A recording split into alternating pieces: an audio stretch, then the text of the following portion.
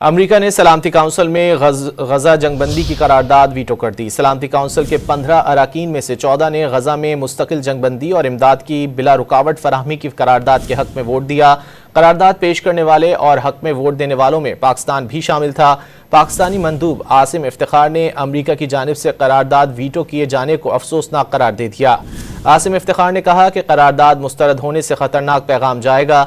जंगबंदी की करारदाद मुस्तरद होना आलमी इंसानी कवानीन की खिलाफ वर्जी है।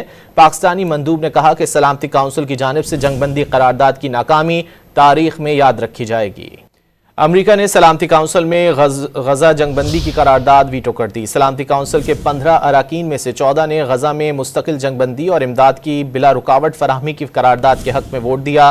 करारदाद पेश करने वाले और हक में वोट देने वालों में पाकिस्तान भी शामिल था।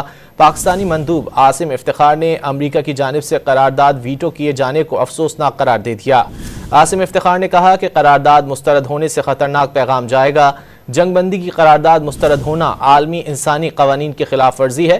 पाकिस्तानी मंदूब ने कहा कि सलामती काउंसिल की जानिब से जंगबंदी करारदाद की नाकामी तारीख में याद रखी जाएगी।